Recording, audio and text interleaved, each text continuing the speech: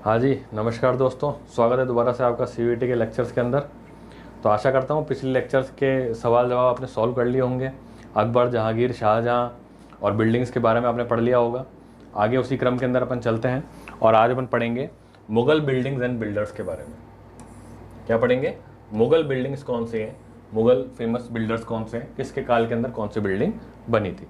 ठीक है, चलिए। तो सबसे पहले हुमायूं का मकबरा कहाँ पर है? दिल्ली के अंदर है। किसने बनाया था?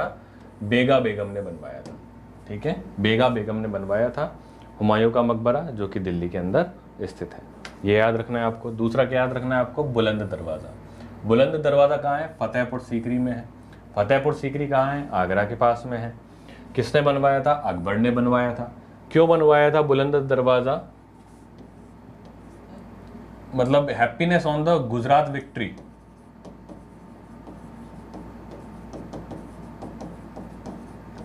गुजरात में जब विक्ट्री हासिल करी थी अकबर ने, तो उसकी याद के अंदर फतेहपुर सीकरी में एक बहुत बड़ा एंट्री पे बुलंद दरवाज़ा बनवाया था। तो ये सवाल कई बार पूछा जाता है कि बुलंद दरवाज़ा किसने बनवाया था? अकबर ने बनवाया था। ठीक है। फिर शालीमार गार्डन ऑफ श्रीनगर। ध्यान रखना, शालीमार गार्डन दो जगह आएंगे। एक शालीमार बाग यहाँ पर है, एक शालीमार बाग यहाँ पर, ये लाहौर वाला है। दोनों अलग अलग आदमी ने बनवाया है। ये जो श्रीनगर वाला शालीमार गार्डन है वो जहांगीर ने बनवाया है, और लाहौर वाला जो गार्डन है शालीमार वाला, वो शाहजहां ने बनवाया है। दोनों बाप बेटे हैं। ठीक है ना, तो ये ध्यान रखिएगा। फिर अकबर का मकबरा कहाँ मिलता है? सिकंदरा में मिलता है। सिकंदरा खुद कहाँ पर है? आगरा में है। अकबर के राजकाज में ये शुरू हुआ था, लेकिन फाइनल फिनिश कब करा गया? जहांगीर के टाइम पे। ठीक है, तो अकबर का मकबरा कहाँ है? सिकंदरा में है, आगरा के अंदर। ठीक है। फिर टॉम्ब ऑफ इत्मादुद्दौला। इत्मादुद्दौला कौन है? नूरजहां का बाप, यानी जहांगीर का ससुर। इसके मकबरे की मैंने पहले भी चर्चा करी थी कि पिट्राडूरा टेक्निक जो है, जिसके अंदर जो स्टोन्स होते हैं, प्रीशियस स्टोन्स, उनको दीवारों पर लगा करके नक्काशी करी जाती है।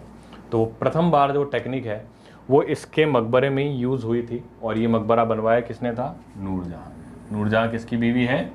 जहांगीर की बीवी है। ठीक है। फिर जहांगीर का मकबरा लाहौर में है, ये उसका बेटा शाहजहां बनवाता है। शाहजहां का असली नाम खुर्रम था। ठीक है। ताजमहल कौन बनवाता है आगरा में? शाहजहां बनवाता है।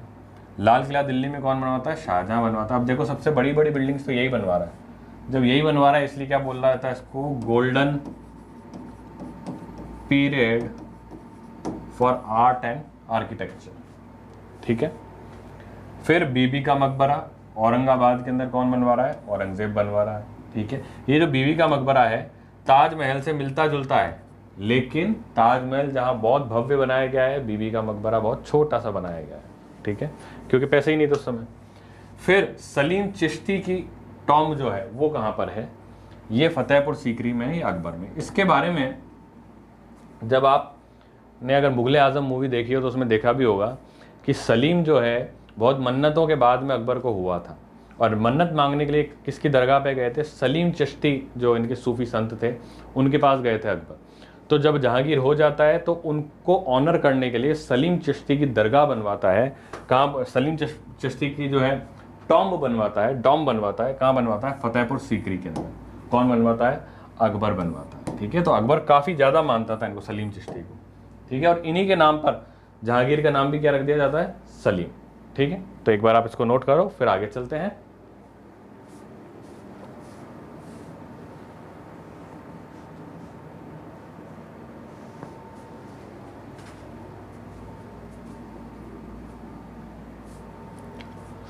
अब बिल्डिंग्स के बारे में अपन ने पढ़ लिया। अपन किसके बारे में पढ़ेंगे? किताबों के बारे में। मुगल पीरियड के अंदर किताबें कौन कौन सी लिखी गई थी? Books and authors. Tuzuk Baburi, Babur ने लिखा। इस पे तो अपन ने पिछले लेक्चर के अंदर सवाल भी पूछ लिया था और आप लोगों ने सही से जवाब भी दे दिया था, तो ये ध्यान रखिएगा। और तुजुक बाबरी को क्या बोला जाता है?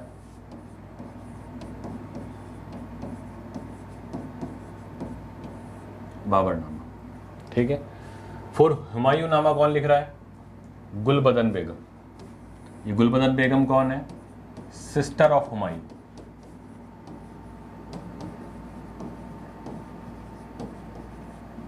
सिस्टर ऑफ हुमायूं कौन है? गुलबदन बेगम, जो क्या लिख रही है? हुमायूं नामा। ठीक है। फिर अकबरनामा और आईन अकबरी, ये दो किताबें अलग अलग हैं, एक है अकबरनामा और एक है आईन अकबरी। ये किसने लिखी है? अबुल फजल ने।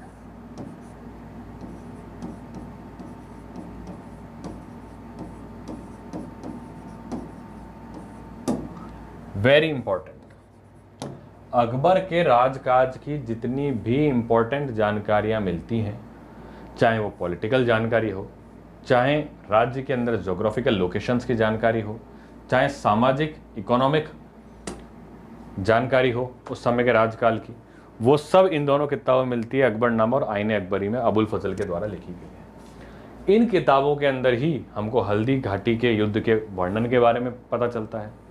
इन किताबों के अंदर हमको ये पता चलता है कि अकबर ने कहाँ कहाँ शादियाँ करी थी, जैसे कि ये भी अपने को जानकारी मिलती है कि भी राजपूत जो थे राजस्थान के, उनसे भी वैवाहिक संबंध अकबर ने एस्टेब्लिश करे थे। ठीक है, तो ये सारी जानकारियाँ अबुल फजल की इन किताबों से अपने को देखने को मिलती हैं। Very famous and very important, ये पूछने के सबसे ज़्यादा आसार हैं।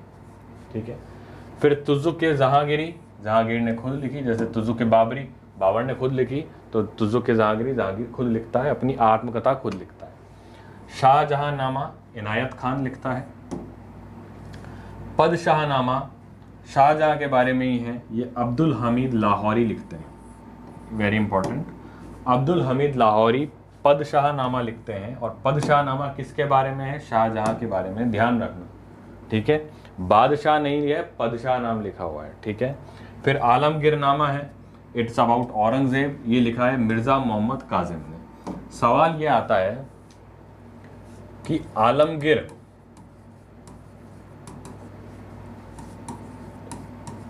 किसका उपनाम था? किसने आलमगीर नाम का टाइटल अज्यूम करा था? तो आलमगीर किसको कहते हैं? औरंगजेब को। औरंगजेब को आलमगीर कहा जाता है। ठीक है, तो एक बार आप इसको नोट करिए, फिर आगे बढ़ते हैं।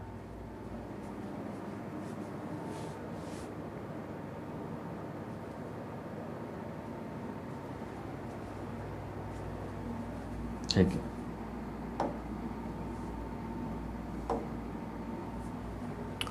अब famous battles fought in the Mughal empire. Mughal empire के अंदर फेमस बैटल्स कौन कौन सी हुई हैं?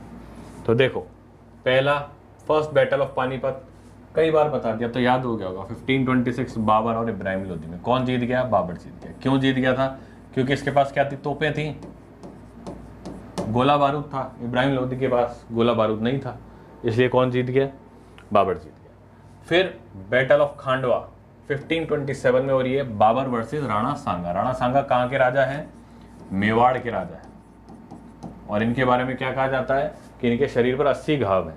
80 घाव होने के बाद भी युद्ध के मैदान में स्वयं युद्ध करते थे और दुश्मन पे काल बनकर टूटते थे। ठीक है, तो राणा सांगा और बाबर के बीच में युद्ध हो रहा है, बैटल ऑफ खांडवा 1527 के अंदर। फिर दो युद्ध हो रहे हैं, ये आपको एक साथ ही याद रखने हैं, बैटल ऑफ चौसा और बैटल ऑफ बिलग्राम। ये दोनों ही युद्ध हुमायूं और शेर शाह सूरी के बीच में होते हैं। देखो, शेर शाह सूरी को ना मैं बहुत लंबा चौड़ा नहीं लिखता, मैं SSS लिख देता हूँ। आपको भी ऐसे याद रखना है, इतनी सारी चीज़ें याद करनी है, शॉर्ट फॉर्म में याद करिए ताकि आप टिक मार्क लगा सके सही आंसर कौन सा है।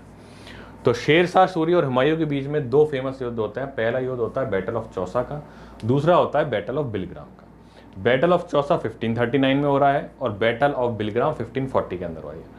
ये जो बैटल ऑफ बिलग्राम है, इसको बैटल ऑफ कन्नौज भी बोल दिया जाता है। इसको ही बैटल ऑफ कन्नौज भी बोल दिया जाता है। क्या बोला जाता है? कन्नौज। यहां लिख देता हूं मैं, बैटल ऑफ कन्नौज भी बोला जा सकता है और बैटल ऑफ बिलग्राम भी बोला जा सकता है। बैटल ऑफ चौसा मैंने आपको बता ही दिया, 1539 एंड 1540। ठीक है, फिर सेकंड बैटल ऑफ पानीपत होता है 1556 में अकबर और हेमू के बीच में। हेमू कौन है? हिंदू जनरल है। हिंदू जनरल है जो कि अफगान रूलर्स की तरफ से हिंदू जनरल हुआ करता था, लेकिन अकबर को चैलेंज करता है और अकबर की तरफ से जो है अकबर की हार हो रही होती है इस युद्ध के अंदर, लेकिन अकबर की सेना का कोई तीरंदाज हेमू के आंख में तीर मार देता है, हेमू घायल हो जाता है और फिर अकबर की सेना डोमिनेट कर देती है और हेमू को पकड़ लिया जाता है और हेमू को मार दिया जाता है और अकबर 13 या 14 साल की उम्र में राजा बन जाता है। ठीक है, फिर आता है famous battle of Haldi Ghati 1576 AD. ये सब एडी में है भाई, किसमें है? एडी में, आफ्टर डेथ। ठीक है, 1576 में। इट इज बिटवीन राजा मान सिंह एंड राणा प्रताप। अब आप बोलोगे साहब आपने अकबर बताया था, अरे तो भाई अकबर की तरफ से अकबर खुद युद्ध करने थोड़ी आया था, अकबर का सेनापति था जयपुर का राजा, राजा मान सिंह। तो राजा मान सिंह युद्ध करने आया था महाराणा प्रताप से। कहाँ पे? हल्दी घाटी। हल्दी घाटी कहाँ है? राजस्थान के अंदर है। ठीक है, फिर है बैटल ऑफ समूगढ़। ये 1658 एडी में हुआ है। औरंगजेब एंड शाह सूजा। शाह सूजा जो है ब्रदर है औरंगजेब का, एक्चुअली औरंगजेब के ब्रदर्स थे, है ना। तो शाह सूजा था, मुराद था, दारा सिकों था, ये सब शाहजहां के बेटे थे। तो औरंगजेब एक एक करके अपने भाइयों को हराता है। 1658 में समूगढ़ के अंदर तो शाह सूजा को हरा देता है औरंगजेब। और फिर धर्मत में 1658 में औरंगजेब किसको हरा देता है? धर्मत के युद्ध में दारा सिकों को हराता है। लेकिन दारा सिकों की तरफ से कौन युद्ध करने आया था? जोधपुर का राजा, राजा जसवंत सिंह। इसलिए ये कह सकते हैं कि in the battle of the Dharmat that is fought in 1658 between Aurangzeb and Raja Jaswant Singh. So Raja Jaswant Singh was fighting for Dara Shikoh. तो बेसिकली लड़ाई किसके बीच में थी? दारा सिकों और औरंगजेब के बीच में। मगर लड़ने कौन आ रहा है? जोधपुर का राजा जसवंत सिंह। और इन दोनों ही लड़ाइयों में जीतता कौन है? औरंगजेब। औरंगजेब को युद्ध का काफी ज्यादा अनुभव था, उसने इतने सारे युद्ध और विद्रोह पहले ही लड़े हुए थे, उसको काफी ज्यादा अनुभव था, इसलिए वो जीत जाता था। फिर आता है बैटल ऑफ करनाल 1739 में। It is between Nadir Shah and Mohammad Shah जो कि मुगल है। ठीक है ना, ये लेटर मुगल्स में आता है मोहम्मद शाह, और ज़्यादा क्या कहते हैं कि बढ़िया राजा नहीं हो पाया था और ज़्यादा इसका राजपाट में ध्यान भी नहीं था, इसलिए नादिर शाह जीत जाता है 1739 में बैटल ऑफ करनाल के अंदर। ठीक है, तो ये फेमस बैटल्स हैं जो कि मुगल पीरियड के अंदर लड़ी गई हैं, आप लोग ध्यान रखिएगा। एक फेमस बैटल और बताता हूँ मैं आपको इसके अलावा।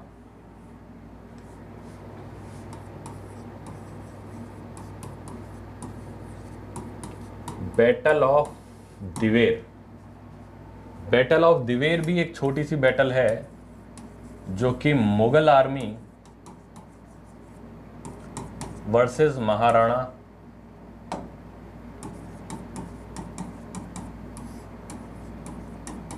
प्रताप के बीच में हुई थी और इसमें महाराणा प्रताप जीत जाता है। बैटल ऑफ दिवेर, ये बैटल ऑफ दिवेर कई लोग नहीं जानते, हल्दी घाटी के बाद हुई है और इसमें महाराणा प्रताप जीत जाते हैं। ठीक है, तो ये ध्यान रखिएगा फेमस बैटल्स के बारे में, एक बार आप नोट कर लो इसको, फिर आगे चलते हैं।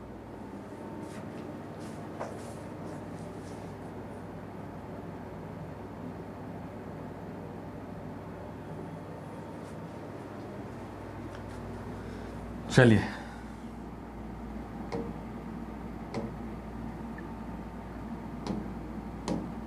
अब जब बैटल्स की बारे में बात चल रही है तो अपन पूरे जो एंशिएंट हिस्ट्री के बैटल्स हैं और जो मिडाइवल हिस्ट्री में अपन बैटल्स पढ़े हैं उनको एक एक करके थोड़ा सा देख लेते हैं, थोड़े सवाल उन पे पूछ लेते हैं, थोड़ा आपका रिवीजन हो जाएगा। ठीक है, तो बताओ, पहला बताओ सवाल,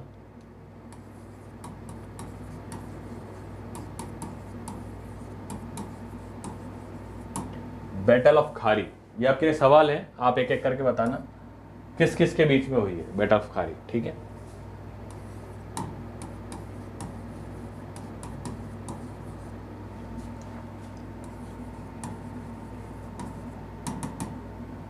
बैटल ऑफ चौसा,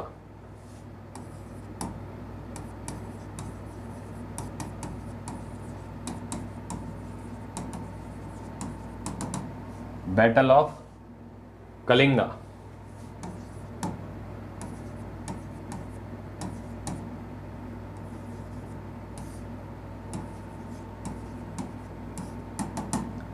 दसराज्य युद्ध। ठीक है, इन बैटल्स के बारे में मैंने सारे बैटल्स आपके मिक्स कर दिए हैं, जो एंशियंट हिस्ट्री में भी पढ़े हैं आपने, जो मेडाइवल में भी पढ़े हैं, उनको थोड़ा सा मिक्स करा है। आप बताइए, आपके पास 2 सेकंड का टाइम है, फिर मैं बताता हूँ कि ये बैटल्स किसके थे।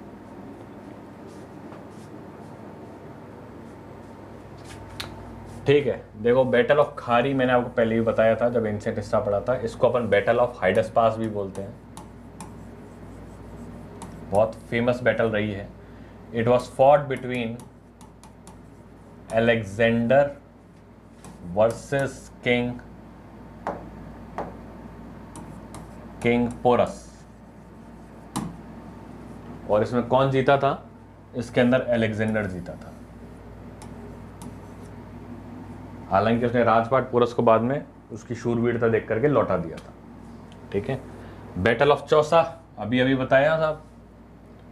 शेर शाह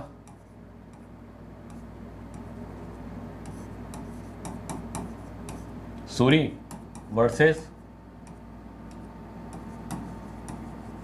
हुमायूं। शेर शाह सूरी वर्सेस हुमायूं, ये तो अभी बताया था। बैटल ऑफ कलिंग, कलिंग का फेमस युद्ध। It is fought by Ashoka versus Kalinga army that is in Orissa. Ashok महान के बारे में जब पढ़ा था तो बैटल ऑफ कलिंग अपन ने पढ़ा था, जिसके बाद अशोक को काफी पश्चाताप हुआ और वो बुद्ध धर्म एम्ब्रेस कर लेता है, बुद्ध धर्म को ज्वाइन कर लेता है, युद्ध छोड़ देता है। 10 राग ये युद्ध, इसके बारे में ना गूगल करना जब टाइम हो तो। ये आपको ऋग्वेद के अंदर मिलता है। किसके अंदर मिलता है? It is mentioned in the Rigveda. और क्या बताया जाता है? Army of 10 Aryan kings versus Dasyu army.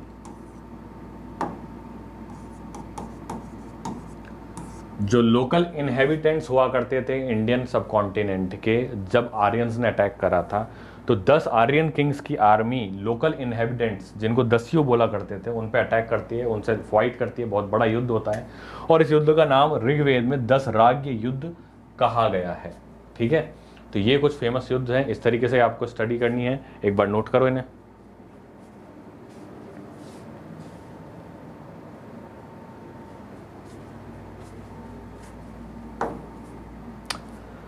अब बात करेंगे फॉरेन ट्रैवलर्स की।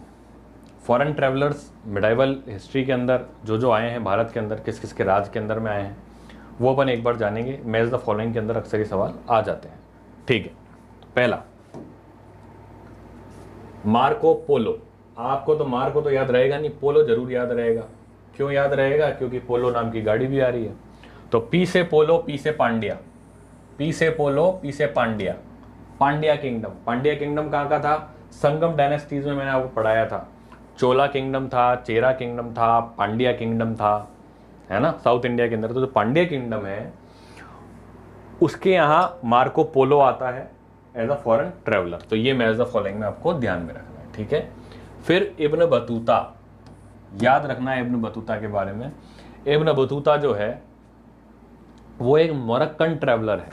कौन है? मोरक्को कहाँ पर है? अफ्रीका के अंदर में एक राज्य है, एक देश है। आप देखिएगा ज्योग्राफी के अंदर, तो इब्न बतूता वहाँ से आता है, ट्रैवल करता है, इंडिया के अंदर आता है। और इब्न बतूता पे तो वो गाना भी है ना, इब्न बतूता बगल में जूता, एक वो पिक्चर आई थी 1.5 इश्किया, उसके अंदर भी वो गाना है। तो वही इब्न बतूता की बात हो रही है। ये किसके राज में आता है? मोहम्मद बिन तुगलक के राज में आता है। तुगलक डायनेस्टी का वो राजा जो सबसे बदनसीब राजा माना जाता था, जिसने टोकन करेंसी शुरू कर दी थी, जिसने अपनी कैपिटल चेंज कर दी थी, दौलताबाग ले गया था और उन सारे डिसीजंस को इसको फिर बाद में चेंज करना पड़ा था। वही मोहम्मद बिन तुगलक, इसके राज में कौन आता है? Ibn Battuta. कहां से आ रहा है? मोरक्को से आ रहा है। ठीक है, तो ऐसे आपको ध्यान रखना है, कोरिलेट करते करते पढ़ना है। मैच द फॉलोइंग के अंदर ये आ जाता है। फिर है निकोलो कोंटी, कई लोग इसको निकोलस कोंटी भी बोलते हैं। ये इटली का था, इटली का ट्रैवलर है निकोलो कोंटी। और ये माना जाता है कि देवराया फर्स्ट के काल में आया था। ये थोड़ा सा कंफ्यूजिंग है, कई लोग बोलते हैं देवराया सेकंड के काल में आया था, कई लोग बोलते हैं देवराया फर्स्ट के काल के अंदर में आया था। लेकिन आपको ध्यान में रखना है, आप तो देवराया फर्स्ट याद करके चले जाओ, और अगर फर्स्ट सेकंड नहीं आए, सिर्फ देवराया लिखा हुआ आए तो उस पर टिक कर देना आप, तो ठीक है। तो निकोलस कॉन्टी जो है, जो इटली से आया, वो देवराया फर्स्ट के काल के अंदर में आ रहा है। उसके बाद अरब ट्रेवलर आ रहा है अब्दुल रज़ाक, ये इंपॉर्टेंट है। अरब ट्रेवलर आ रहा है अब्दुल रज़ाक, ये देवराया सेकंड के काल में आ रहा है। देखो इन दोनों में सबसे बड़ी गलती क्या आती है कि अपन लोग ये तो पढ़ लेते हैं, विजयनगर एम्पायर पढ़ते हैं, उनमें इन दोनों का नाम पढ़ लेते हैं कि Abdul Razzaq visited Vijayanagara empire, Nicholas Conti visited Vijayanagara empire, लेकिन अपन ये नहीं पढ़ पाते हैं कौन से राजा के काल के अंदर में आया था। मैंने बताया था विजयनगर एम्पायर के अंदर में भी काफ़ी सारी डायनेस्टीज हुई थी। सुल्लुवा डायनेस्टी थी, तुल्लुवा डायनेस्टी थी, अधिवारू डायनेस्टी थी, और उनका सबसे फेमस राजा होता है कृष्णदेव राया, ठीक है। तो कृष्णदेव राया भी राज करता है, तो ऑप्शन में कृष्णदेव राय देखते ही आदमी क्या करता है, कृष्णदेव राय को टिक लगा देता है, जबकि ये सही नहीं है। सही ये है कि वो कृष्णदेव राय आप इसलिए चुनते हो क्योंकि विजयनगर एम्पायर का राजा था वो, और ये दोनों विजयनगर के काल में आए थे। लेकिन विजयनगर का खाली कृष्णदेव राय ही राजा थोड़ी रहा है, देवराय फर्स्ट देवराय सेकंड भी तो रहे हैं, इनके काल के अंदर में ये आए थे। ये ध्यान रखना है, कृष्णदेव राय को टिक नहीं करना है। अब्दुल रज़ाक देवराय सेकंड के टाइम पर आया है, निकोलस कॉन्टी जो है देवराय फर्स्ट के टाइम पर आया, और ये दोनों राजा भी कहाँ के थे, ये दोनों राजा भी कहाँ के हैं, विजयनगर के।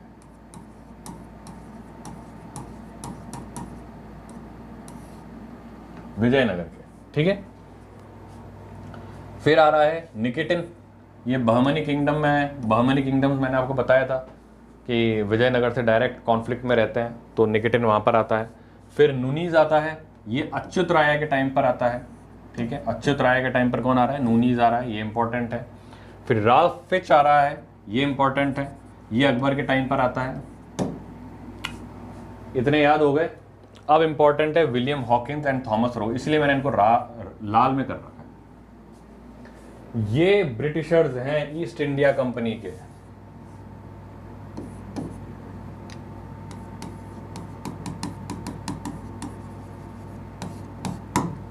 सो द फर्स्ट ब्रिटिशर्स जो कि कोर्ट में आते हैं, मुगल कोर्ट्स में आते हैं, क्या क्या मांगने के लिए आते हैं, जहांगीर से, मुगल एम्परर से क्या मांगने के लिए आते हैं कि साहब हमको बिजनेस करने की परमिशन दे दो। जैसे आज बिजनेस करने के लिए गवर्नमेंट ऑफ इंडिया से परमिशन लेनी पड़ती है, उस समय बिजनेस करने के लिए मुगल एम्परर से परमिशन लेनी पड़ती थी इस टेरिटरी के अंदर। तो जहांगीर के कोर्ट के अंदर में आते हैं William Hawkins and Thomas Roe permission मांगने के लिए, ठीक है, ध्यान रखिएगा, ब्रिटिशर्स हैं। सो किसके कोर्ट में आए थे William Hawkins and Thomas Roe, Jahangir के कोर्ट में आए थे। ध्यान रखिएगा, इस सवाल पूछा जाएगा तो सबसे ज्यादा इंपॉर्टेंट सवाल ही यही है। फिर पीटर मुंडी नाम का आदमी आता है, शाहजहां। आप तो कैसे याद रखोगे, मुंडी, मुंडी याद रख लो खाली, मुंडी। तो मुंडी शाहजहां की, शाहजहां के कोर्ट में कौन आ रहा है, पीटर मुंडी आ रहा है। फिर ट्रेवर्नियर और बर्नियर, ये औरंगजेब के कोर्ट में आ रहे हैं। ट्रेवर्नियर और बर्नियर, ये दोनों तो वैसे याद हो जाएंगे, ट्रेवर्नियर और बर्नियर। वापस बोलो, ट्रेवर्नियर और बर्नियर औरंगजेब के कोर्ट में आते हैं। और लास्ट में आता है निकोलस मनुकी, ये भी औरंगजेब के कोर्ट के अंदर आता है, ठीक है। एक बार आप इसको नोट करो, फिर इनमें से सवाल बनाते हैं अपन।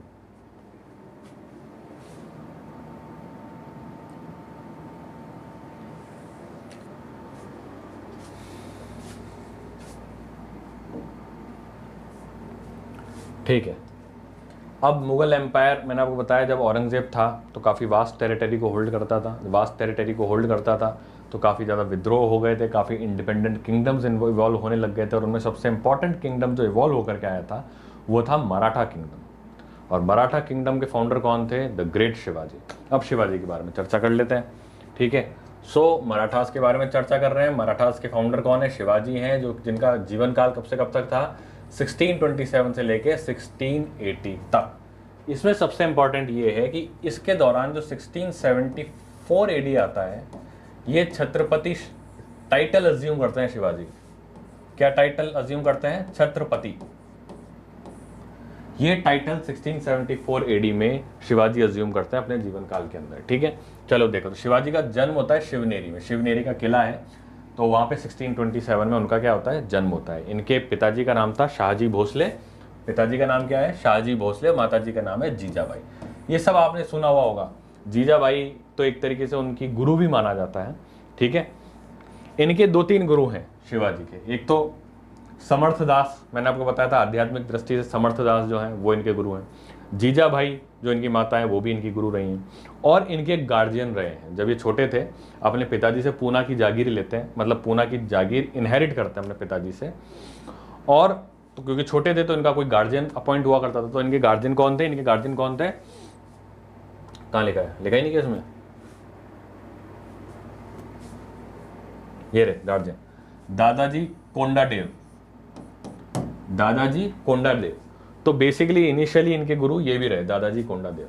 इनको काफ़ी स्ट्रगल कैसे करना है, फाइट कैसे करनी है, वो सब चीज़ दादाजी कोंडादेव ने भी सिखाई थी। तो ये ध्यान रखिएगा, ठीक है। अब मैंने आपको बताया कि 1674 के अंदर, चलो पहले शिवाजी के बारे में थोड़ी चर्चा कर लेते हैं। जब ये छोटे थे तो छोटे से ही क्या कर आर्मी को एकत्र करा करते थे, और आर्मी को एकत्र करके जो छोटे मोटे किले हुआ करते थे उनको जीतना इन्होंने शुरू कर दिया। जब छोटे मोटे किले इन्होंने जीतने शुरू करे तो उस समय जो पास के एम्पायर्स के जो जिनके अंडर में किले आते थे उन्होंने विद्रोह करा। उन्होंने विद्रोह क्या करा? उन्होंने आर्मीज भेजी, उनको इन्होंने हराया शिवाजी ने, ठीक है। धीरे धीरे क्या करा, इनकी फाइट मुगल आर्मी से भी, नॉर्थ इंडिया में मुगल आर्मी से भी होने लग गई। और ये क्या करते थे छापेमारी युद्ध करा करते थे, ठीक है। तो ऐसे करके इन्होंने अपना एक राज्य एस्टेब्लिश करा। क्या होता है कि एक बैटल होती है मुगल्स में, क्या होता है, औरंगजेब जब देख लेता है कि भाई शिवाजी से पार नहीं पा रही, तो शिवाजी को पकड़ने के लिए यहां कौन बैठा है? औरंगजेब।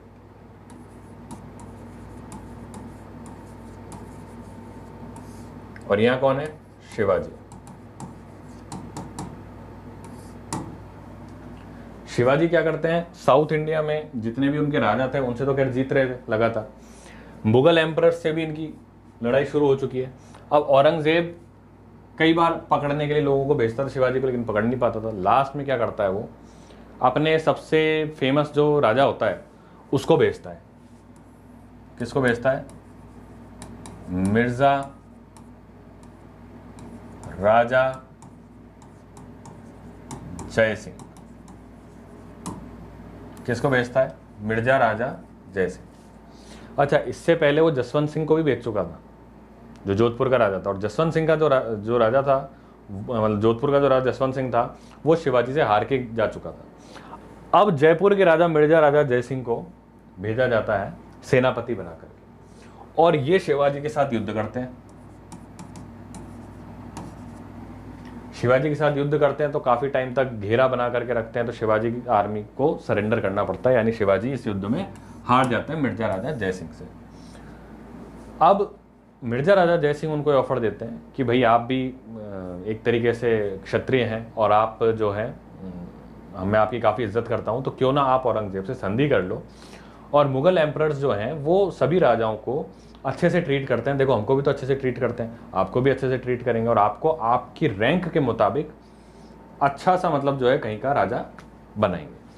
तो शिवाजी इनिशियली राजा जय सिंह की बात मान लेते हैं, और राजा जय सिंह क्या वचन देते हैं उनको कि भाई आपको, आपके साथ कोई नाइंसाफी नहीं होगी औरंगजेब के कोर्ट के अंदर, आपको कोई अरेस्ट नहीं करेगा। ठीक है साहब। शिवाजी अपने पुत्र को लेकर के औरंगजेब के कोर्ट में चले जाते हैं। औरंगजेब के कोर्ट में जब जाते हैं तो औरंगजेब में थोड़ा सा ईगो होता है। वो ये दिखाना चाहता था कि भाई शिवाजी देखो, फाइनली मैंने तुमको हरा दिया, मैंने तुमको पकड़ लिया। तो वो कोर्ट में शिवाजी के साथ ढंग से पेश नहीं आता। जैसे उनको अच्छी मनसबदारी देनी चाहिए थी, लेकिन उनको 5000 की मनसबदारी पकड़ा देता है। तो शिवाजी जो है वो क्रोधित हो जाते हैं, वो बोलते हैं कि भाई मेरे को इस राज्य में, मैं आपका जो ये संधि प्रस्ताव है वो मैं स्वीकार नहीं करता, और मैं छोड़ करके वापस दक्षिण में जा रहा हूँ, वापस अपने मराठा साम्राज्य में जा रहा हूँ। औरंगजेब जाने देता है कि उनको, औरंगजेब उनको पकड़ लेता है, बंदी बना लेता है, बंदी बना करके जेल में डाल देता है। अब जो मिर्जा राजा जय सिंह था ये टेंशन में। क्यों टेंशन में? क्योंकि ये तो संधि कराने लेकर के आया था। अब मिर्जा राजा जय सिंह वचन देकर के आया था। क्या वचन देकर के आया था? कि भाई आपको कोई अरेस्ट नहीं करेगा, और वो भी राजपूत का वचन। तो मिर्जा राजा जय सिंह का बेटा था राम सिंह, उसको ये जिम्मेदारी दी जाती है। ऐसा कहा जाता है कि फिर जो जेल होती है जहां पे शिवाजी और उनके बेटे को बंदी बनाया गया था, इस जेल में से, जो औरंगजेब की जेल थी, इसमें से उनको फरार करवा दिया जाता है, भगा दिया जाता है।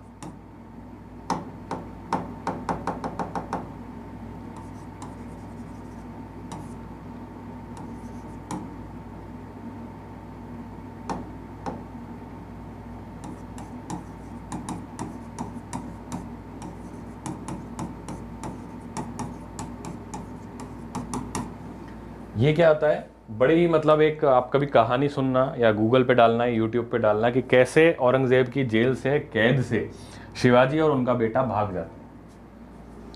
भाग जाते हैं। और भगाने में मदद कौन करता है, मिर्जा राजा जय सिंह का बेटा राम सिंह।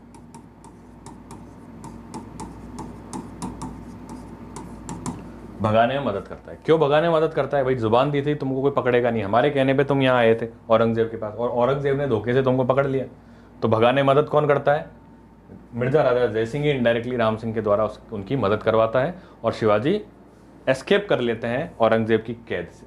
ठीक है, एस्केप करके कहां पहुंचते हैं वो, रायगढ़।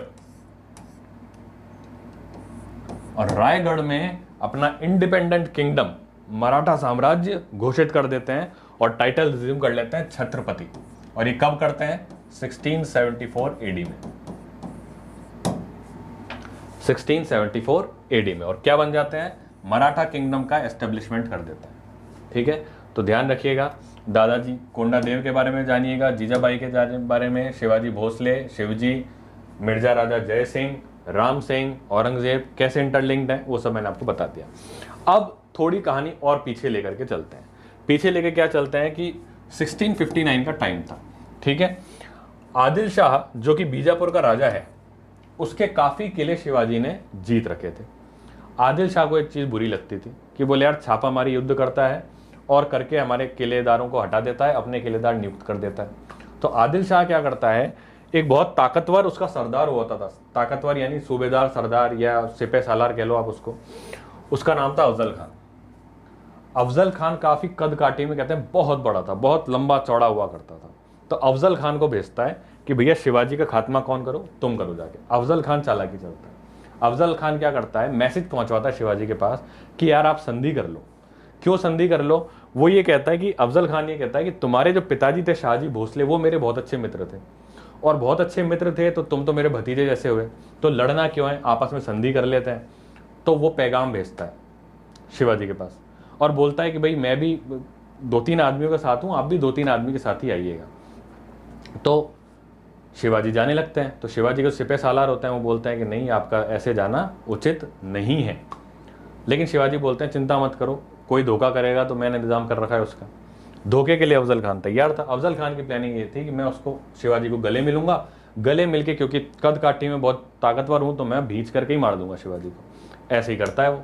अफजल खान जैसे ही शिवाजी आते हैं उनको गले लगाता है, गले निकालाकर उनको दबा देता है अच्छी तरीके से, और खंजर निकाल करके उनको मारने लगता है। शिवाजी ने अपने हाथ में पंजे में यहाँ कुछ होता है उनका, एक कील वगैरह होता है जो पंजा बोलते हैं, नुकीला होता है, वो उसके पेट में मारते हैं और उसको मार देते हैं। तो इस तरीके से अपनी होशियारी से अफजल खान को कौन मार देता है, शिवाजी मार देते हैं। यानी शिवाजी 24 घंटे चौकन्ना रहते थे, उन्हें पता था कि भाई कब क्या कैसे हो सकता है। ठीक है, अब शिवाजी के बारे में क्या पढ़ना है कि इनके कोर्ट के अंदर अष्ट प्रधान हुआ करते थे। ये सवाल आ सकता है, मैंने आपसे पहले ही बोला था कि कोर्ट के जो उनके सूबेदार, मंत्री, सेनापति हुआ करते थे, उनको कुछ नाम दिया जाता था पुराने समय में। जैसे कि अकबर के कोर्ट में नवरत्न हुआ करते थे, ऐसे ही विक्रमादित्य चंद्रगुप्त द्वितीय के कोर्ट में भी नवरत्न हुआ करते थे। कृष्णदेव राय के कोर्ट में अष्ट दिग्गज हुआ करते थे। तो अष्ट प्रधान किसके कोर्ट में है, मैंने पहले ही बताया था, अष्ट प्रधान किसके कोर्ट में है, शिवाजी के कोर्ट में। ठीक है ना, cabinet of 8 ministers, cabinet of 8 ministers. ठीक है, कौन कौन हुआ करते थे ये, तो पहले तो प्राइम मिनिस्टर जिसको बोला करते थे पेशवा। ये पेशवा आपने बाजीराव मस्तानी में देखा होगा ना, पेशवा साम्राज्य, बेसिकली पेशवा प्राइम मिनिस्टर हुआ करते थे, राजा नहीं हुआ करते थे। तो मराठा साम्राज्य के प्राइम मिनिस्टर को पेशवा बोला करते थे। अष्ट प्रधान में से एक पेशवा हुआ करता था। दूसरा हुआ करता था मजूमदार। अच्छा, मजूमदार सरनेम के लोग आज भी आपको महाराष्ट्र में मिलेंगे।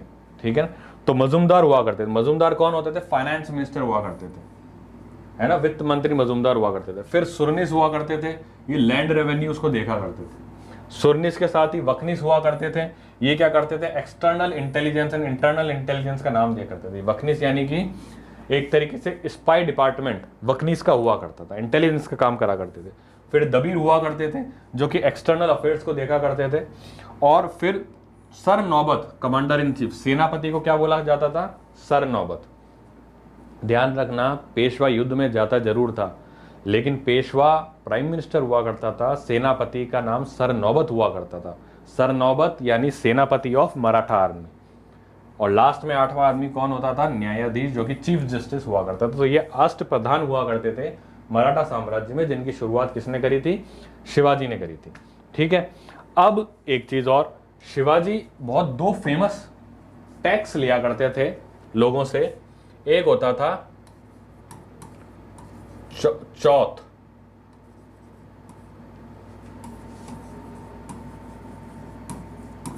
और एक हुआ करता था सरदेशमुखी।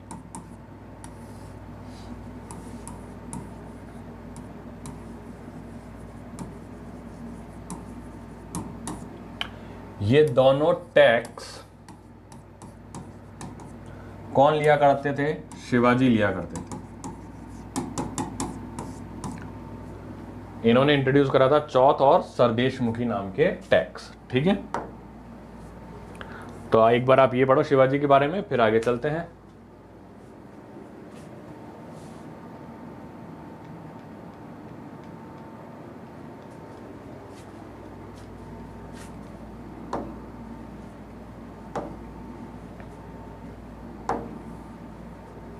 अब बात करेंगे पेशवास के बारे में। पेशवास कौन हुआ करते थे? प्राइम मिनिस्टर हुआ करते थे मराठा साम्राज्य के। सबसे पहले पेशवा कौन माने जाते हैं?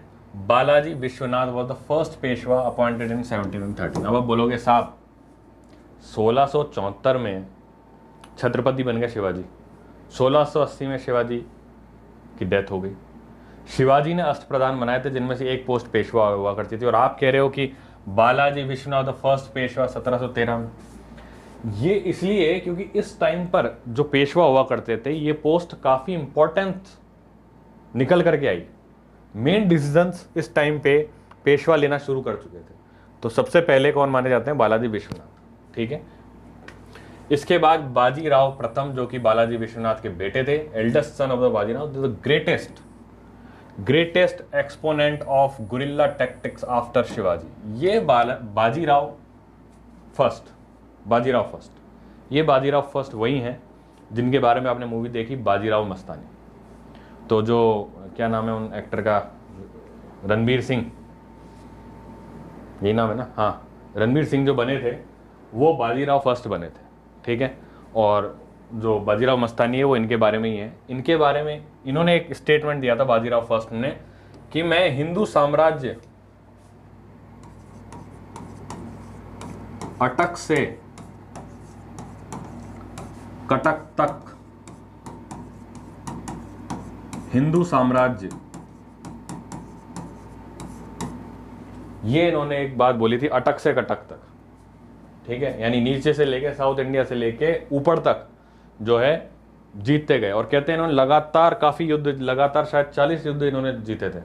और क्योंकि मुगल एम्परर थे वो वीक पड़ चुके थे और साउथ इंडिया को पहले ही जीत चुके थे, तो इसलिए लगातार ये जीत हासिल करते हुए चल रहे थे। कौन?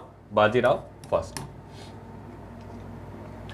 It was during the reign of the Balaji Bajirao, जिनको नाना साहब कहते हैं, when the Marathas lost the third battle of the Panipat in 1761 AD। ठीक है। 1661 AD में तीसरा पानीपत का युद्ध होता है, जिसमें अफगान की तरफ से आता है अहमद शाह अब्दाली, और मराठास को लीड कर रहे थे सदाशिव राव भाऊ। तो हार जाते हैं कौन? सदाशिव राव भाऊ हार जाते हैं। ठीक है। जीत कौन जाता है? अहमद शाह अब्दाली जीता जाता है 1761 AD में। ठीक है। तो ये थर्ड बैटल ऑफ पानीपत के बारे में एक बार आप नोट करो।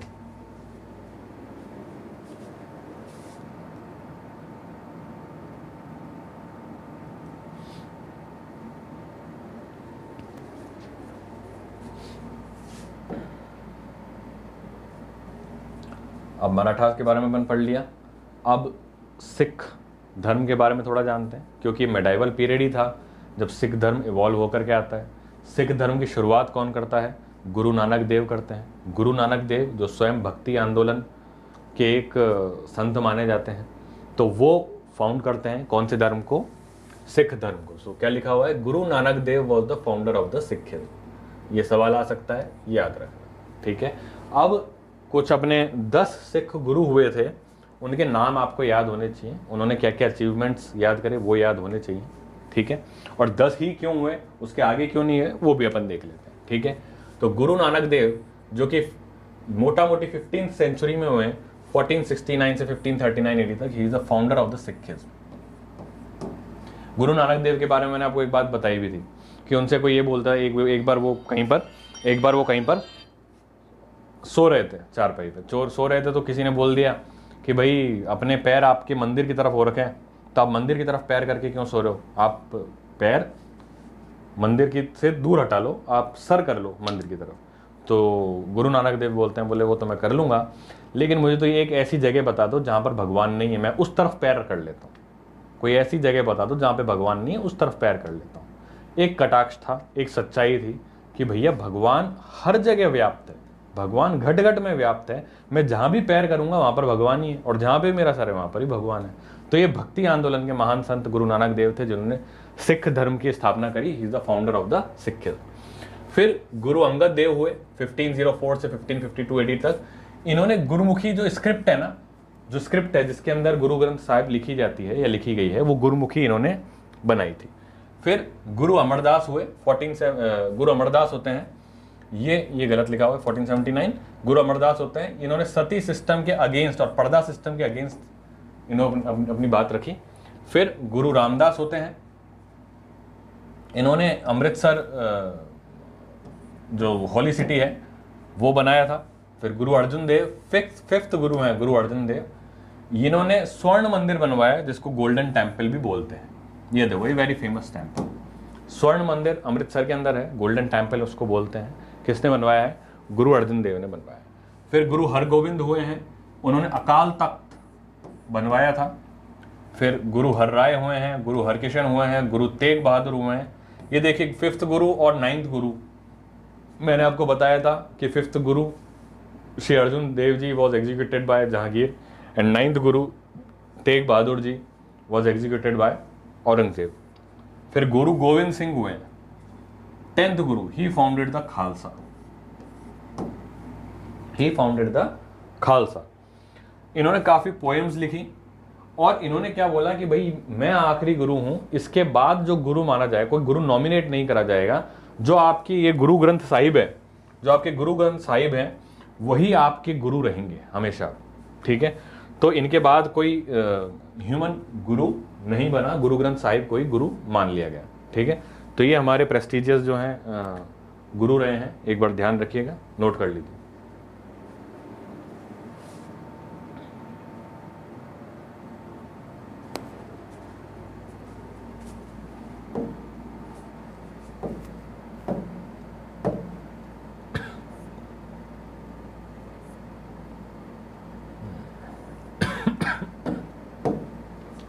ठीक है, अब सवाल पूछते हैं, सवालों का सिलसिला जारी रहेगा।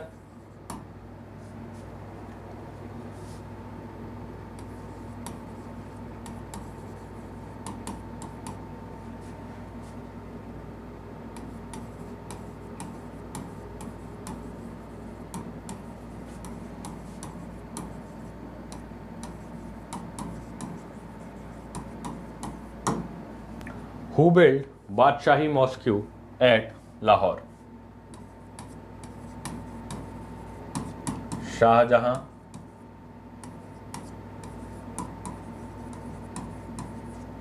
औरंगजेब,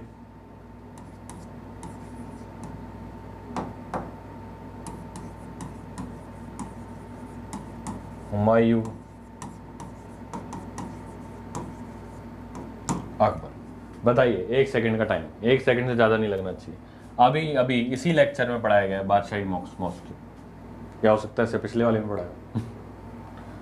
औरंगजेब, बादशाही मॉस्क्यू किसने बनवाया? औरंगजेब ने बनवाया, ठीक है। दूसरा सवाल,